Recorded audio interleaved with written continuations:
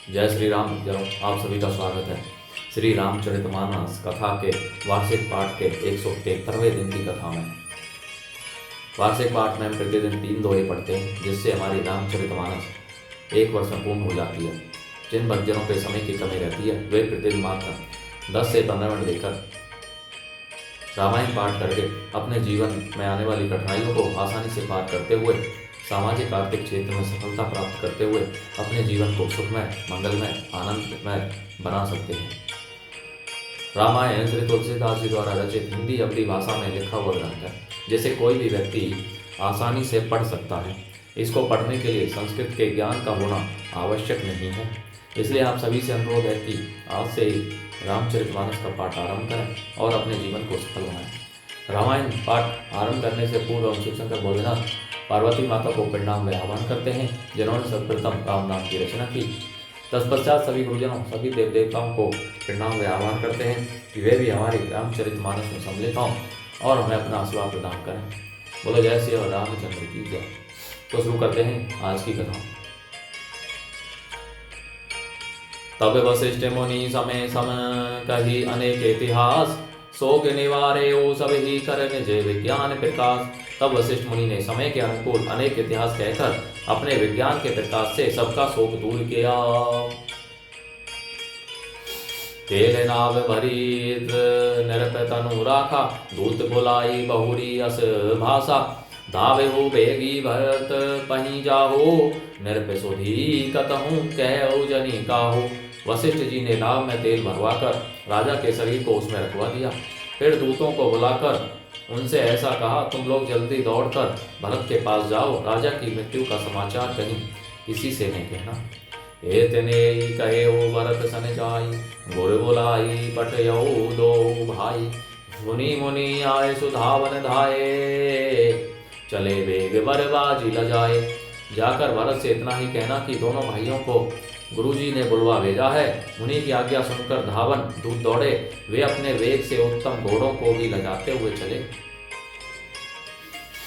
अनरथु अवध आरंभे हो जब तय, कुशगुन होई भरत कहूँ तब तय। देखे ही राति भयानक सपना, जागी करे कटु कोटि कल्पना। जब से अयोध्या में अनर्थ प्रारंभ हुआ तभी से भरत जी को अपशगुन होने लगे। वे रात को भयंकर स्वप्न देखते थे और जागने पर उन स्वप्नों के कारण करोड़ों अनेकों तरह की बुरी बुरी कल्पनाएं किया करते थे। विप्र जेवाई देहि दिन राना, शिव अभिषेक करहि विधि नाना। मांगे ही हृदय महेश मनाई, कुशल मातु पितु परिजन भाई। अनिष्ट शांति के लिए वे प्रतिदिन ब्राह्मणों को भोजन कराकर दान देते थे। अनेकों विधियों से रुद्र अभिषेक करते थे।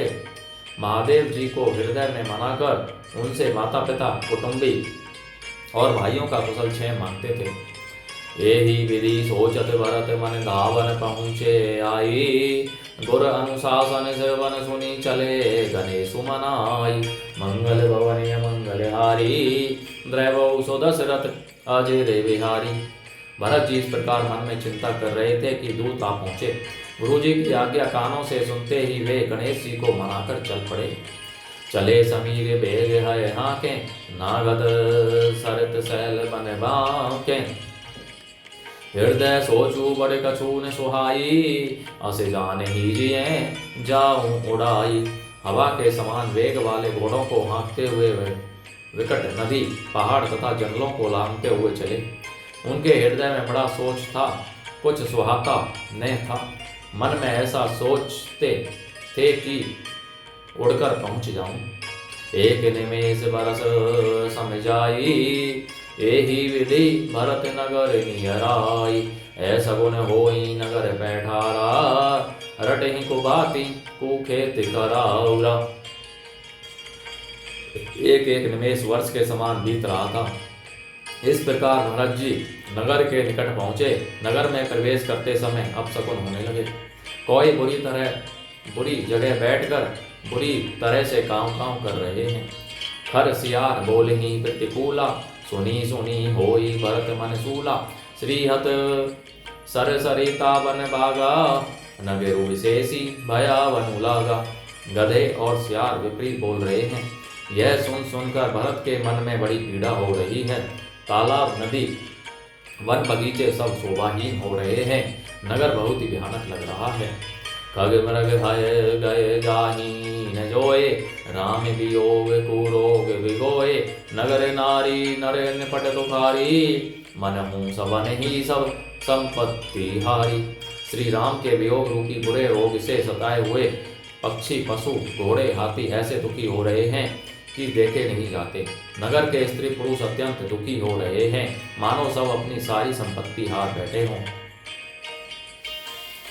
पुरजन मिलहीन कहीं कछु, गबहि जोहारहि जाहि। भरत कुशल पूछी न सके, भय विषाद मन माहि। मंगल भवनीय मंगलहारी, दैवहु सुदशरथ अजय बिहारी। नगर के लोग मिलते हैं पर कुछ कहते नहीं, गांव से चुपके से जोहार वंदना करके चले जाते हैं। भरत जी भी किसी से कुशल नहीं पूछ सकते, क्योंकि उनके मन में भय और विषाद छा रहा है।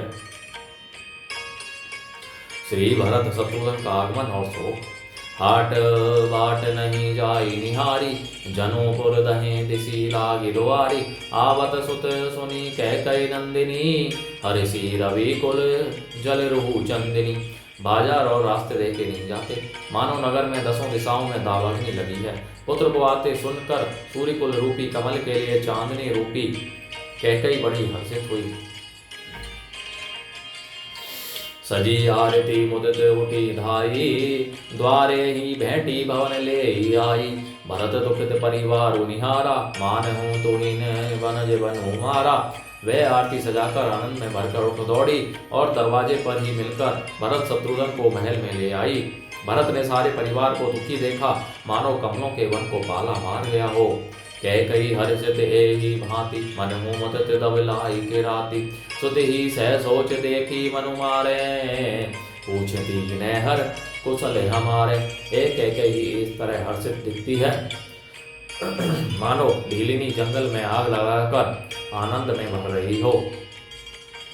पुत्र को शौचवश और मन मारे अर्थात बहुत उदास देखकर वह पूछने लगी, हमारे नहर में कुशल तो है?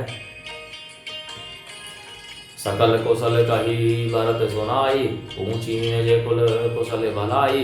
कहूँ कहें तात कहाँ सब माता, कहें सिय राम लखन प्रिय भ्राता। भरत जी ने सब कुशल कह सुनाई, फिर अपने कुल की कुशल क्षेम पूछी। भरत जी ने कहा, कहो पिताजी कहाँ हैं, मेरी सब माताएं कहाँ हैं, सीता जी और मेरे प्यारे भाई राम लक्ष्मण कहाँ हैं। सुनी सुत बचन सने में कपट नीर भरी नैन, भरत सिर वन मन सूल समय पापिनी बोली बैन।